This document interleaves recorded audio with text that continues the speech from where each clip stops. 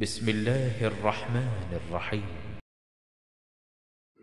তাহলে আল্লাহ রাব্বুল আলামিন অত্র আয়াতে কারিমা অর্থাৎ সূরা আল আলাক 96 নম্বর সূরা 30তম পারা 603 নম্বর পৃষ্ঠা আয়াত নম্বর 1 থেকে 5 এই আয়াতগুলো নাজিল করে আমাকে এবং আপনাকে জানালেন যে বান্দা একটা কথা জেনে নাও, তোমাকে আগে আকিমিস সালাহ, ইতাইজ যাকাত ওয়াল হজ্জ ওয়াস সাওমে রমাজান এই সব বিষয়গুলো তোমাকে আগে নাজিল করতে পারতাম, তোমাদের এই বিধানগুলো আগে দিতে পারতাম।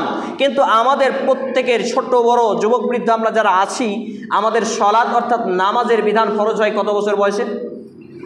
মুরু আওলাদুকুম বিসসালাহ, যখন বয়স তাদের 7 থেকে 7 হয় তাহলে নামাজের জন্য তাকিদ করো, আর যখন তারা 10 বছরে এসে উপস্থিত হয় হালকা মৃদু মেরে প্রহার করে তাদেরকে মসজিদমুখী করো। তাহলে 1 থেকে 7 বা 1 থেকে 10 বছরের যে স্পেস, যে সময়সীমা, যে ব্যবধান, এই সময়সীমাটা আমার এবং আপনার ইবাদত কোনটা বোঝাতে পারছি না। 1 থেকে 10 বছর যে আমার নামাজ ফরজ হলো না, তাহলে এই ফরজ নামাজ ফরজ হওয়ার আগে যে ইবাদত রয়েছে, কারণ দেখুন পবিত্র কোরআন সূরা আজ-জারিয়াত 11 নম্বর সূরা 56 নম্বর আয়াত আল্লাহ রাব্বুল আলামিন বলছেন, ওয়ামা খালাকতুল জিন্না ওয়াল ইনসা ইল্লা লিয়াবুদুন, আমি মানুষ এবং জিনকে কেবলমাত্র একমাত্র এই উদ্দেশ্যে সৃষ্টি করেছি, ইল্লা লিয়াবুদুন, তারা কেবল আল্লাহর ইবাদত করবে আর তার সাথে কাউকে শরীক করবে না। একই কথা আল্লাহ তাআলা বলছেন সূরা আন-নিসা 4 নম্বর সূরা 36 নম্বর আয়াত, সূরা আল বাইয়িনা 98 নম্বর সূরা 5 নম্বর আয়াত, সূরা আন-নাহল 16 নম্বর সূরা 36 নম্বর আয়াত। এছাড়াও একাধিক আয়াতে কারিমা রয়েছে যেখানে আল্লাহ রাব্বুল আলামিন জানিয়েছেন যে মানুষ আর জিনকে আল্লাহ রাব্বুল আলামিন সৃষ্টি করেছেন তার ইবাদত করার জন্য, ওয়ালা তুশরিকু বিহি শাইয়্যাও, এবং তার সাথে যাতে কেউ শরীক না করে এই জন্য।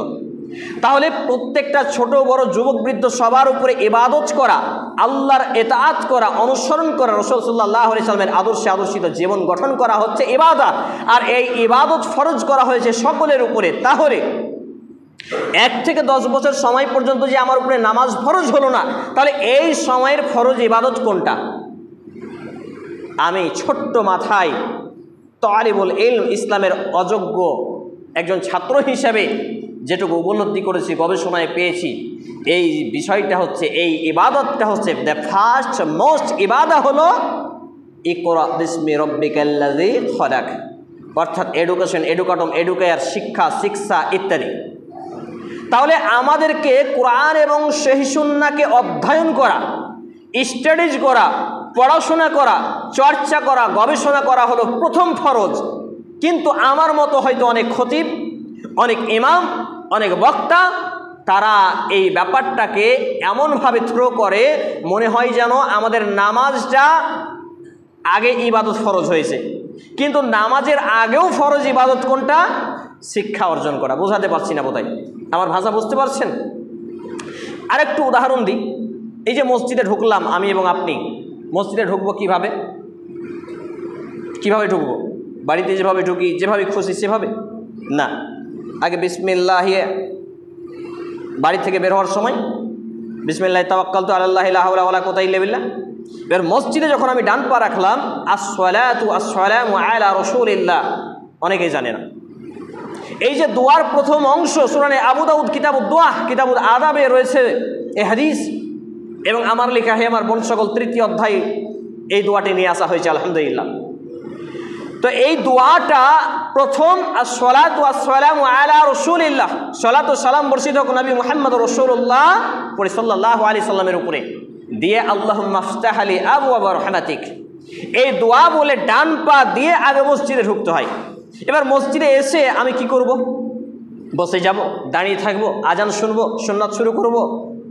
তাহলে এই যে টোটাল ডিপার্টমেন্টটা, অর্থাৎ আমার বলা, আমার উঠা, আমার চলা, আমার খাওয়া, আমার পড়া, এভরিথিং এ টু জেড, প্রত্যেকটা মোমেন্ট, হোক সেটা দিন অথবা দুনিয়া, হোক সেটা দিন অথবা দুনিয়া। এই যে একটা দেয়াল, এখানে একটা পিলার রাউন্ড করা হয়েছে, এটাকে দক্ষ মিস্ত্রি দ্বারা করা হয়নি।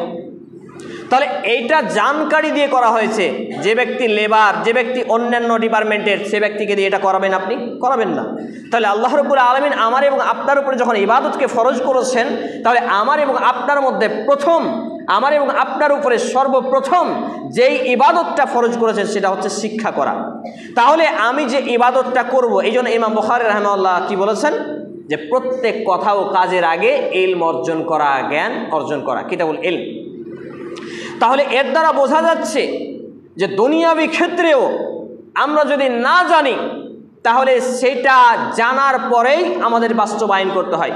আমার লেখা একটি বই আছে আমার হাতে, এই বইটিতে আরবি এবং বাংলা কিছু ইংরেজিও মিশ্রিত রয়েছে। এবার বইটা হয়তো আপনার হাতে দেওয়া গেল, তো আপনার হাতে বইটা যখন আমি দিলাম, আপনি বইটা এভাবে খুলছেন, কিছু বুঝতে পারছেন না, কারণ আপনি পড়াশোনা জানেন না। একটা ছোট্ট বাচ্চা ছেলের হাতে দিলাম, সে আরবি পড়তে পারে, অনর্গল পড়ছে। আরেকজনকে দিলাম, সে বাংলা পড়তে পারে, অনর্গল পড়ছে। আরেকজনকে দিলাম, সে বাংলা, ইংরেজি, আরবি সবই পড়তে পারে। এর মানে হলো লেখাপড়া করেনি যারা, চোখ থাকতে অন্ধ তারা। তাহলে লেখাপড়া করেনি যারা, চোখ থাকতে অন্ধ তারা যদি দুনিয়াবি ক্ষেত্রে হয়, তাহলে দিনের ক্ষেত্রে এটা কি নয়? অবশ্যই এটা। আমি ইবাদত করব, আল্লাহকে সাজদা করব, আমি মসজিদে আসবো, আমি খাবো, উঠবো, চলবো, বলবো, টোটাল আমার লাইফ অফ কোড, পূর্ণাঙ্গ জীবন বিধানটা হবে শিক্ষা দিয়ে ঘেরা।